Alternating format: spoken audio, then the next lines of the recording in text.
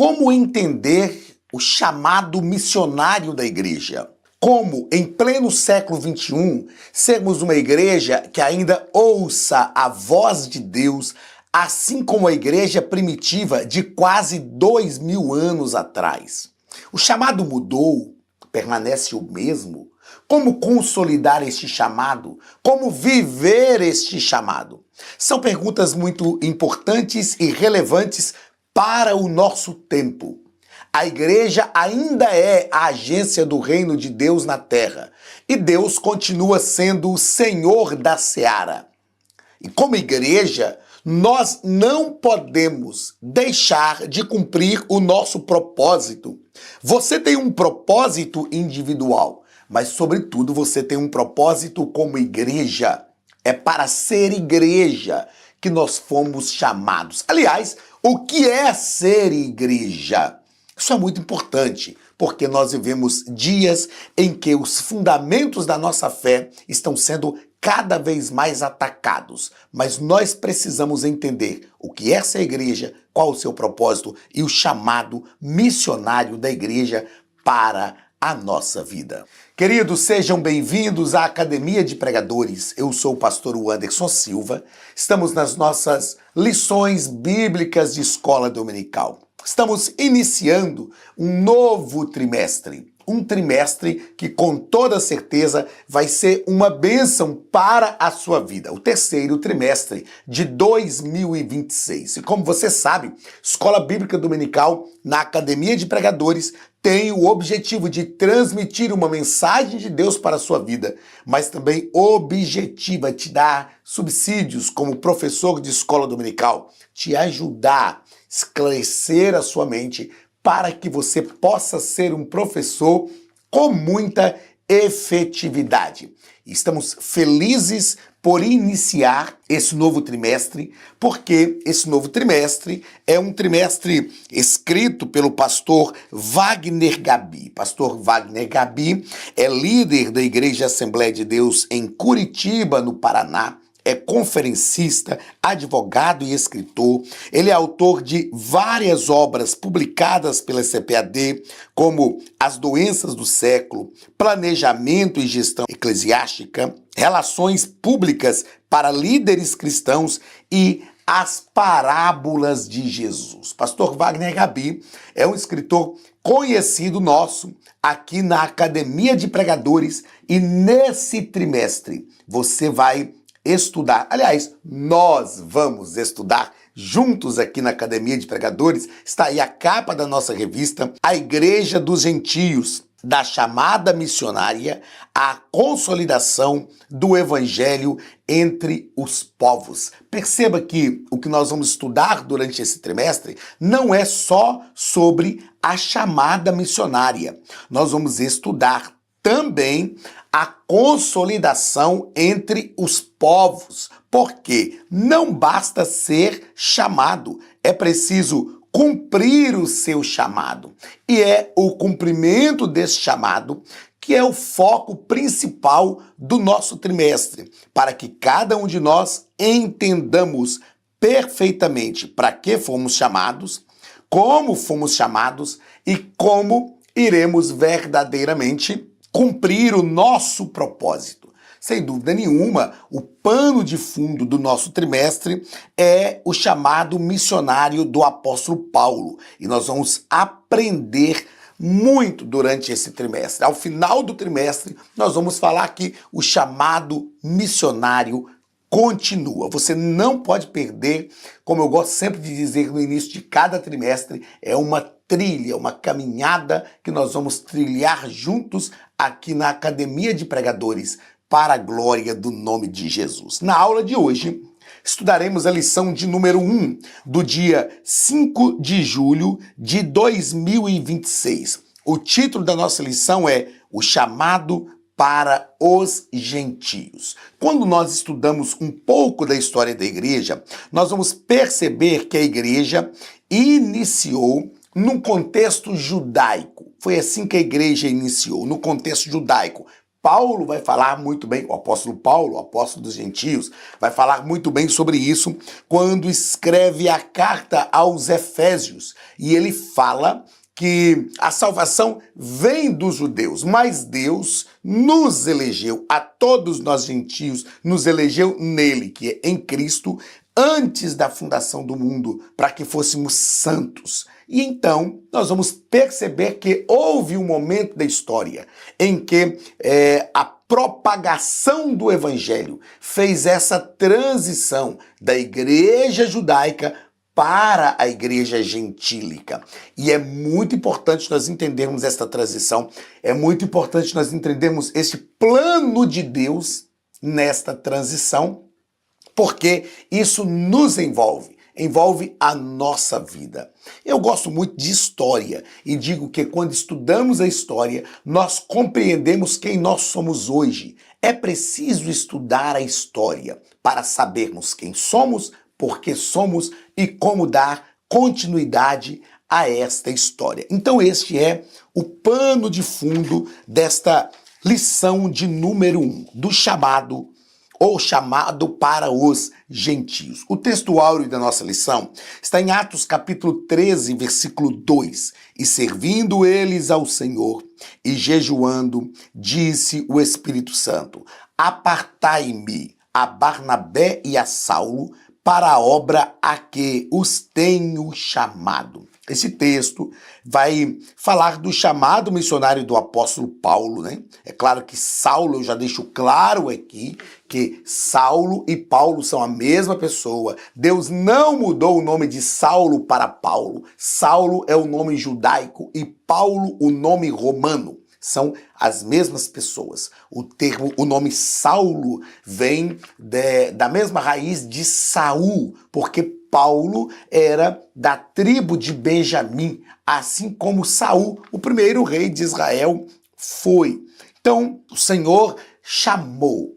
A Bíblia diz que havia em Antioquia, nós vamos ler esse texto bíblico hoje, né? Na igreja que estava em Antioquia, havia alguns profetas e doutores, a saber, Barnabé e Simeão, chamado Níger, e Lúcio Cirineu e Manaém, que foram criados com Herodes, o tetrarca, e Saulo. E a Bíblia vai dizer que eles, orando ao Senhor, o Espírito Santo disse: apartai-me a Barnabé e a Saulo para a obra que eu os tenho chamado. Então, o chamado destes homens, o primeiro envio missionário da igreja primitiva, iniciou com oração e com uma escolha do Espírito Santo. Foi o Espírito Santo quem chamou, foi o Espírito Santo quem capacitou, o Espírito Santo foi quem moveu todas estas coisas. A verdade prática da nossa lição nos diz que quando a igreja ouve o Espírito, o evangelho avança e vidas são alcançadas para a glória de Deus. A verdade prática da nossa lição tem como objetivo nos posicionar numa verdade central da nossa lição, a fim de que essa verdade seja prática na nossa vida. E nós vamos perceber que a verdade prática nos ensina a ouvir a voz do Espírito. Não há uma voz que a igreja precisa ouvir mais do que a voz do Espírito. Porque é o Espírito de Deus que guia, é Ele que conduz, é Ele que consola, é Ele que ajuda, é Ele que fala, é Ele que gera em nós tudo aquilo que precisa ser gerado. Então este é um princípio para a vida da igreja. Como eu disse, nós vamos aprender durante esse trimestre algumas coisas muito importantes e relevantes para a vida da igreja. E este é um princípio. Quando a igreja ouve o Espírito Santo, o evangelho avança. Você ainda está ouvindo o Espírito Santo? Tem um texto bíblico que me causa muito temor. Quando Dalila conseguiu descortinar o coração de Sansão, e a Bíblia diz que ele revelou para ela todo o segredo. Ela cortou-lhe as 7 tranças. E ele, dormindo no colo dela, ela o acordou dizendo: Sansão, acorda, porque os filisteus vêm contra ti. O texto bíblico diz que ele acordou e disse: sairei como as demais vezes. e vencerei os filisteus. E aí tem uma fala que é do escritor do texto, que diz assim: porém, ele não sabia ainda que o Espírito do Senhor já o tinha deixado. Ou seja, o Espírito do Senhor já não agia mais sobre a vida de Sansão. Não que o tinha abandonado, mas a força do Espírito não agia mais sobre a vida dele. E o texto diz, porque ele não sabia ainda. E ele ia descobrir da pior forma possível. Como é terrível quando nós não sabemos se o Espírito Santo ainda está agindo através da nossa vida ou não. E como saber? Ouvindo a sua voz, tendo comunhão com o Espírito Santo. A palavra-chave da nossa lição é gentios. O que são os povos gentios? São todos os povos que não são judeus. Eles são os gentios. É um termo que é usado para se referir ao povo que não é judeu. Então, todos os gentios. É importante compreender que a igreja gentia não é um erro de percurso. A igreja gentia não é um plano B de Deus. Deus pensou em nós, a igreja gentia. Paulo escreve dizendo que Deus nos elegeu nele antes da fundação do mundo. Não é? Porque tem gente que pensa o seguinte: não, nós só somos igreja hoje porque Israel rejeitou o Messias. E aí, na rejeição de Israel, nós incluímos. A igreja não é um plano B de Deus. Deus já havia pensado em nós. Primeiro que Deus chamou Abraão e disse: em ti serão benditas todas as famílias da terra. João 3,16 diz que Deus amou o mundo de tal maneira. E aí, o próprio apóstolo Paulo, como eu disse, vai dizer que Deus nos elegeu nele antes da fundação do mundo. Então, Deus sempre pensou em nós, os gentios. O texto da leitura bíblica em classe está em Atos, capítulo 13, do versículo 1 ao versículo 12. Na igreja que estava em Antioquia, havia alguns profetas e doutores, a saber, Barnabé e Simeão, chamado Níger, e Lúcio, Cirineu, e Manaém, que fora criado com Herodes, o tetrarca, e Saulo. Agora, olha como esses profetas e doutores estavam, e servindo eles ao Senhor, e jejuando. Era uma igreja que servia ao Senhor e que jejuava. Disse o Espírito Santo. Por que muitas vezes as pessoas na igreja não ouvem a voz do Espírito Santo? Porque falta servir, jejuar. Disse o Espírito Santo: apartai-me a Barnabé e a Saulo, para a obra a que eu os tenho chamado. Então, jejuando e orando, e pondo sobre eles as mãos, os despediram. E assim, estes, enviados pelo Espírito Santo, desceram a Seleucia e dali navegaram para Chipre.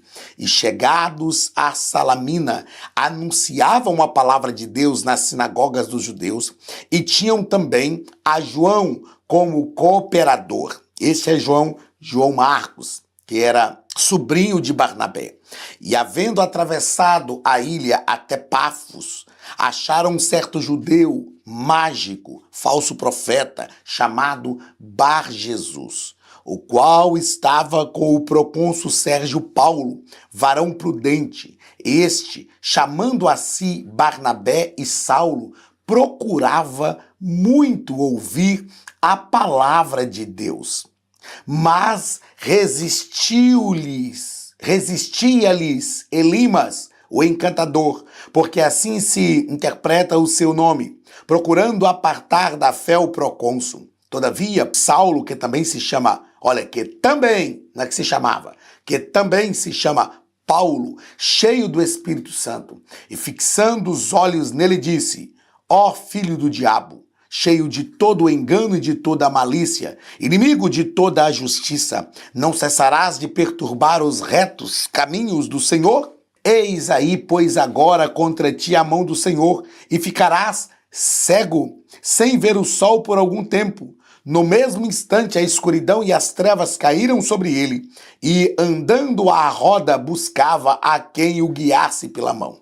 Então o procônsul, vendo o que havia acontecido, creu, maravilhado da doutrina do Senhor. Queridos, é lindo ler esses textos, é lindo observar estas ações de Deus, não é? Através do seu povo, da sua palavra. Deus aqui estava usando, né, Paulo e Barnabé de forma poderosa. Era o início do evangelho, o início de todas as coisas, e a gente vai perceber que a igreja realmente começou como uma igreja viva, poderosa, cheia do Espírito de Deus, uma igreja que verdadeiramente entendeu o seu chamado, entendeu a sua missão, que não se curvava diante dos desafios que apareciam, mas estava cheia do poder de Deus para fazer aquilo que por Deus havia sido chamada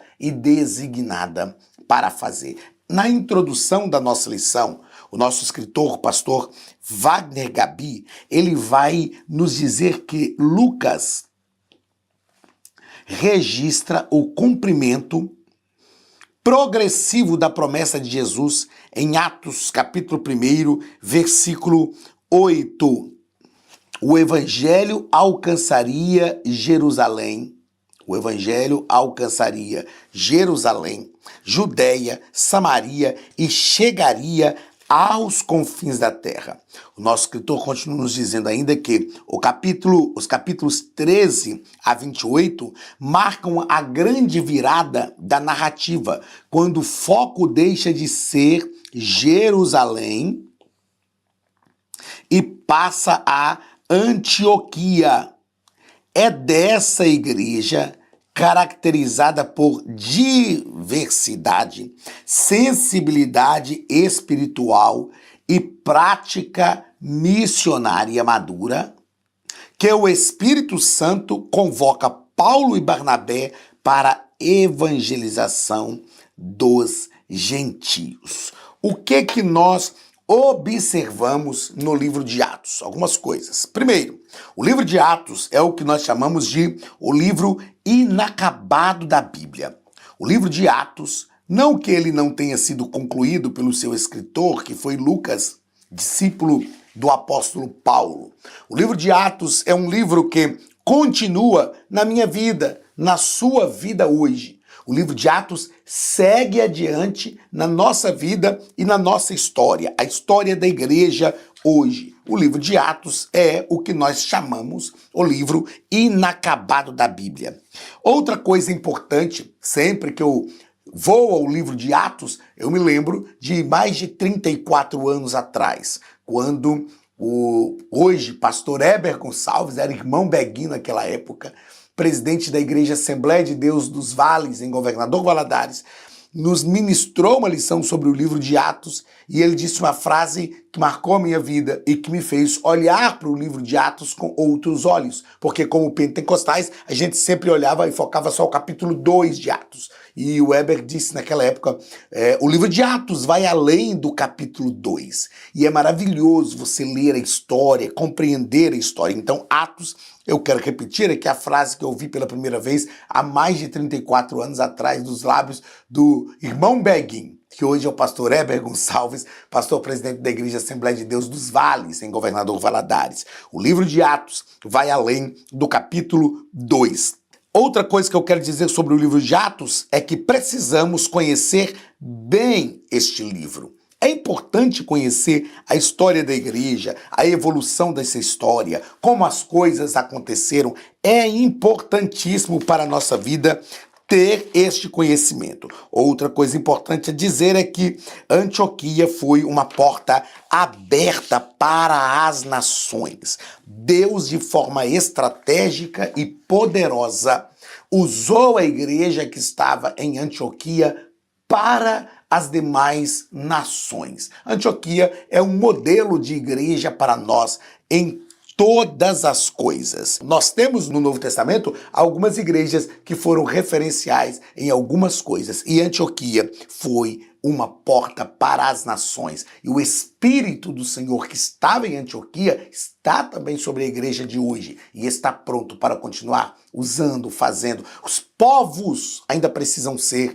alcançados. O mundo ainda clama por conhecer a Cristo. E nós somos a igreja, não de Antioquia, não sei onde está a sua igreja, mas eu e você somos a igreja para este tempo que o Senhor quer verdadeiramente usar. Nosso escritor vai tratar sobre o nascimento da missão gentílica. Pastor Wagner Gabi vai mostrar que Antioquia foi uma cidade fundada por Seleuco Nicator em 300 a.C. Antioquia da Assíria tornou-se a terceira maior cidade do Império Romano, atrás apenas de Roma e Alexandria. Então perceba que Deus, ele sempre trabalha de forma estratégica. Outra coisa que o nosso escritor vai dizer aqui é que foi ali, em Antioquia, que os discípulos foram chamados pela primeira vez de cristãos. Isso é interessante. Em Antioquia foi o primeiro lugar que eles foram chamados de cristãos. E por que eles foram chamados de cristãos em Antioquia? Pelo comportamento que eles tinham, pela forma que eles agiam.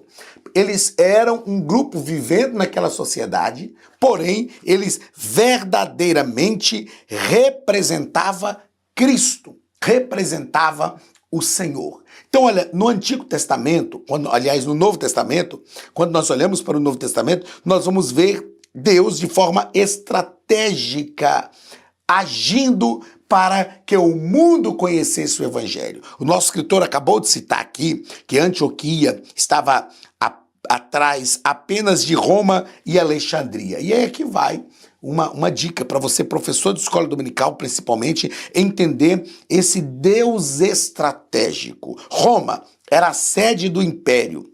E Roma estava ligada ao grande poder político. Alexandria era a sede da intelectualidade. Havia uma biblioteca enorme em Alexandria.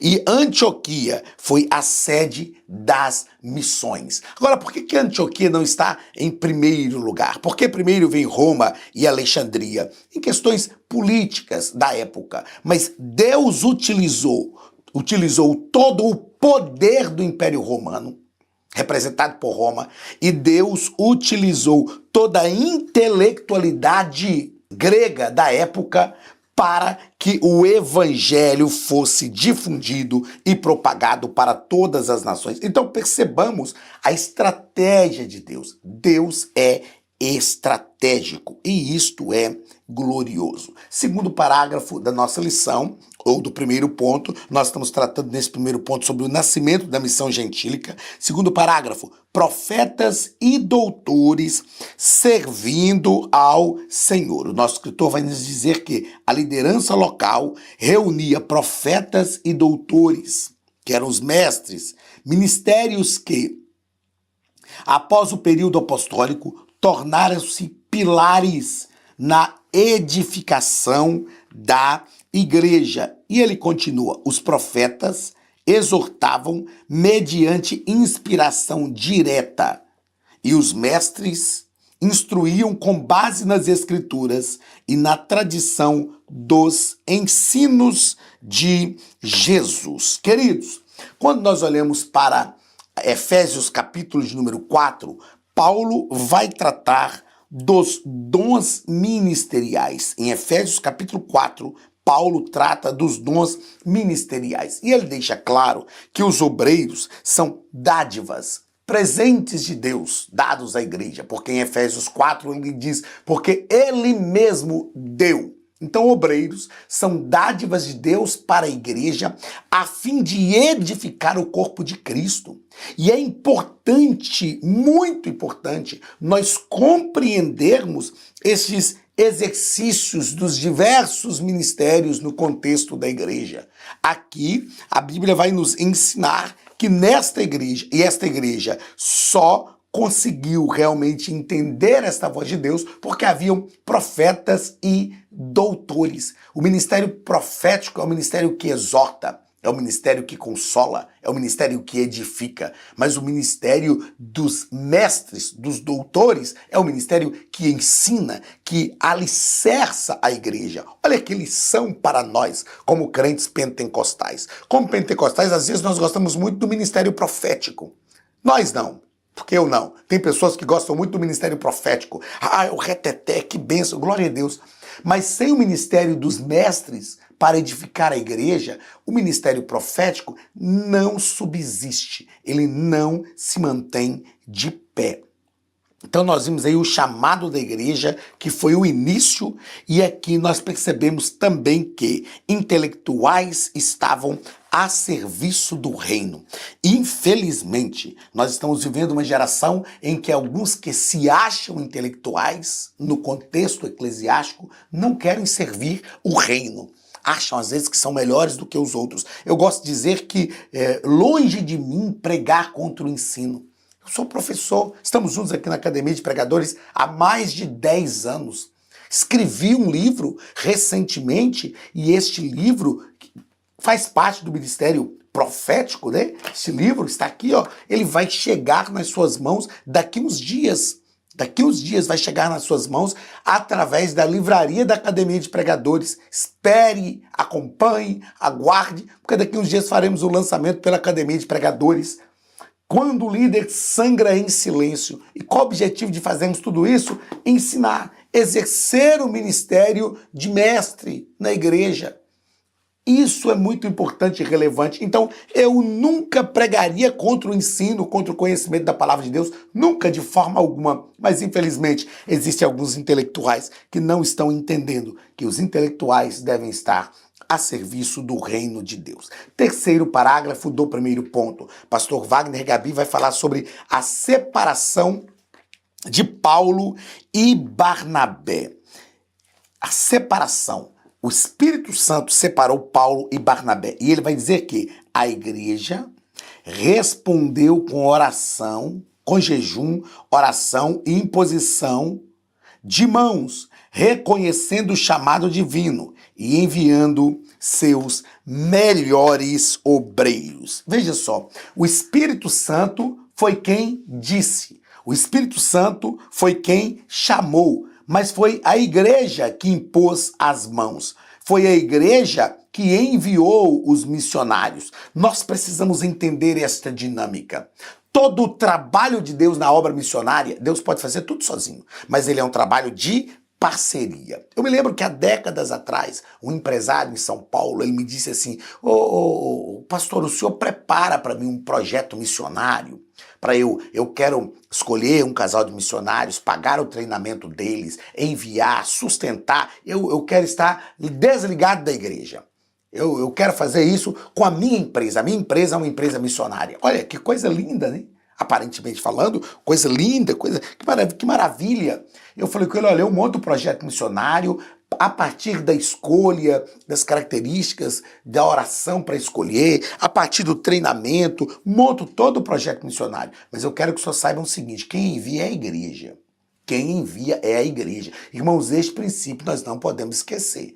Quem envia é a igreja. Tem uma frase que eu gosto de dizer que é a igreja. Essa frase é minha mesmo. Vocês sabem que eu sempre dou direitos autorais de outras frases, mas essa foi o Espírito Santo que me deu. A igreja é o útero materno onde todas as coisas para o reino de Deus são geradas. Sempre que Deus vai gerar na terra algo, Deus gera através da igreja. E nós precisamos entender o que é ser igreja e ser igreja. Percebam que outra coisa importante nesse parágrafo que estamos estudando é que o chamado de Saulo, o chamado de Barnabé e Saulo foi um chamado específico.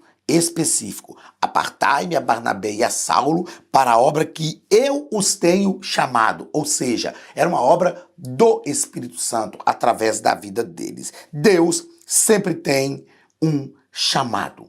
Deus sempre tem um chamado para todos nós. Segundo ponto da nossa lição, o Espírito Santo e a obra missionária. Primeiro parágrafo, o Espírito que conduz a missão. O nosso escritor vai nos dizer que a missão não nasce da criatividade humana, mas ela é obra do Espírito Santo.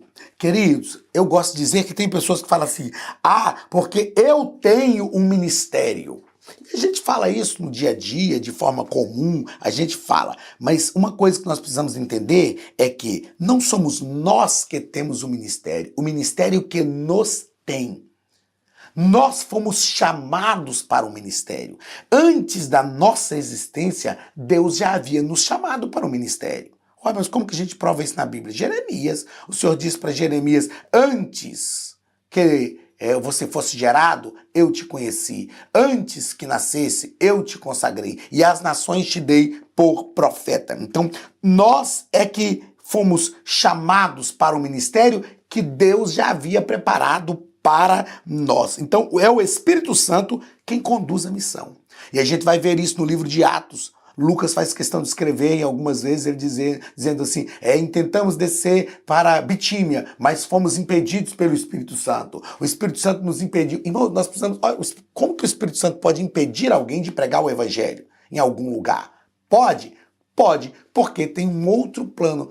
Entenda que é o Espírito Santo quem precisa conduzir todas as coisas. E aqui eu escrevi para não esquecer, como você sabe, eu sempre uso essa frase, Deus não tem uma missão para a igreja. Deus tem uma igreja para a missão. Isso é muito importante entender. São coisas diferentes. A igreja está aqui. O que a igreja vai fazer agora? Ela tem uma missão. Não. Deus tem uma missão e ele gera a igreja para esta missão. Outra coisa, a missão vem antes da igreja. É justamente isso que estamos falando. E outra coisa que eu escrevi, Deus criou a missão e criou a igreja para a missão. Então, o Deus da missão é o Deus da igreja. Ele é o Deus da missão primeiro e depois o Deus da igreja. Então ele cria a igreja para a missão de Deus. A igreja é criada por Deus, ela é a igreja de Deus para a missão de Deus na terra. Aleluia! Isto é lindo, isto é maravilhoso. Nós fomos chamados para a missão de Deus na terra. Segundo parágrafo do segundo ponto. O poder do Espírito na evangelização dos gentios. Pastor Wagner vai nos dizer que os discípulos viviam cheios do Espírito Santo e por isso evangelizavam com coragem, discernimento e alegria. Olha que coisa incrível. Quando a gente para pensar assim, de forma bem humana, a gente poderia dizer, não, mas quem está evangelizando aqui são doutores, são homens intelectuais, mas tudo o que eles faziam era no poder do Espírito. Sabe por quê? Escrevi para não esquecer. Uma obra do Espírito feita pelo Espírito através de crentes espirituais. O que é a missão? É uma obra do Espírito feita pelo Espírito através de crentes espirituais. Que bênção! Glórias a Jesus, porque nós verdadeiramente entendemos isto. O poder do Espírito, ele foi quem fez a evangelização dos gentios prosperar e deu tão certo que nós estamos aqui hoje. Terceiro parágrafo do segundo ponto. Evidências da ação missionária do Espírito Santo. Olha só, evidências da ação missionária do Espírito. Eles estavam fazendo algo que o Espírito estava promovendo. As primeiras viagens missionárias mostram a clara intervenção do Espírito. Portas se abrem, vidas são transformadas, igrejas são plantadas, apesar das perseguições. Queridos, quando nós fazemos no poder do Espírito, não tem como dar errado. Não tem.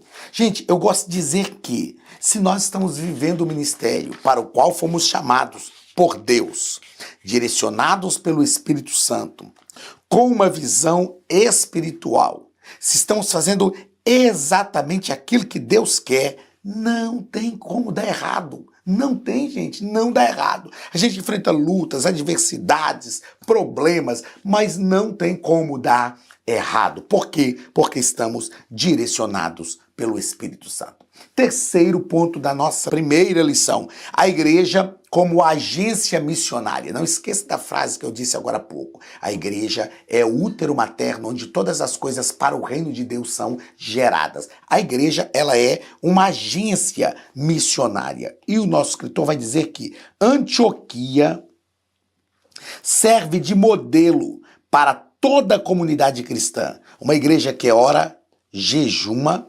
e discerne a direção divina.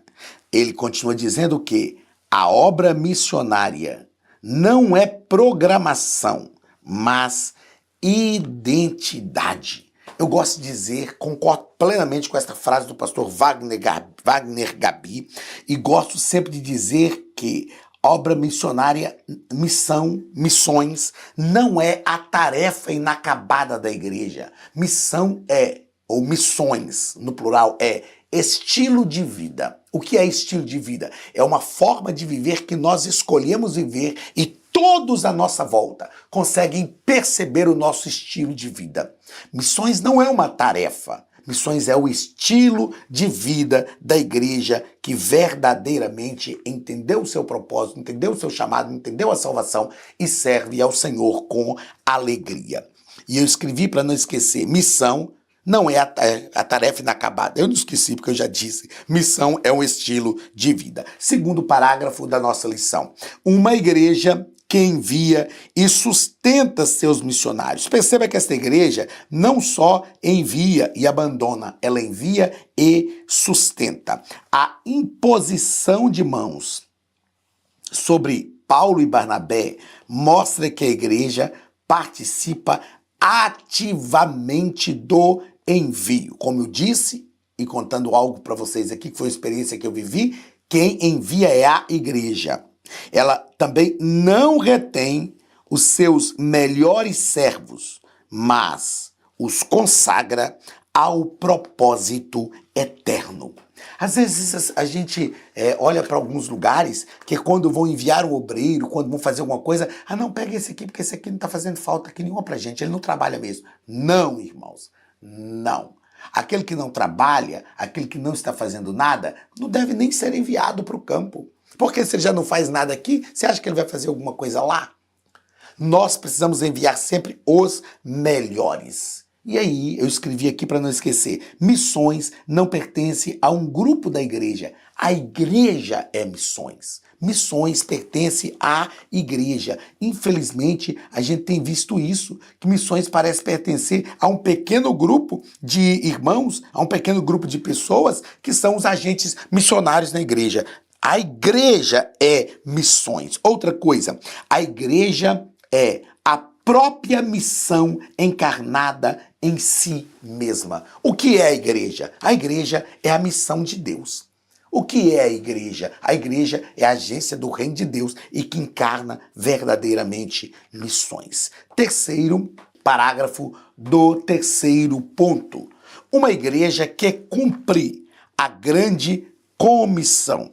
A ordem de Jesus permanece: ir, pregar, fazer discípulos e alcançar as nações. Esta é a ordem de Jesus: ir, pregar, fazer discípulos e alcançar as nações. O nosso escritor continua dizendo que o Espírito continua chamando homens e mulheres para essa obra e cabe à igreja atender ao chamado com prontidão, oração, recursos e disposição para ir. Queridos, e Deus dá isto para a igreja. Deus dá, Deus gera isso na igreja. E nós precisamos entender que cabe a nós cumprir a nossa parte. Deus é perito em fazer aquilo que ele precisa fazer, a fim de que a obra continue, a obra siga adiante e o nome do Senhor seja glorificado. Fica uma pergunta no final dessa primeira lição do terceiro trimestre. Você está disposto Você está pronto a atender o chamado missionário? Precisamos ser uma igreja que ainda atenda e entenda e atenda o chamado missionário de Deus. Deus te abençoe. Um grande abraço do pastor Anderson Silva e da Academia de Pregadores e até a próxima aula, em nome de Jesus.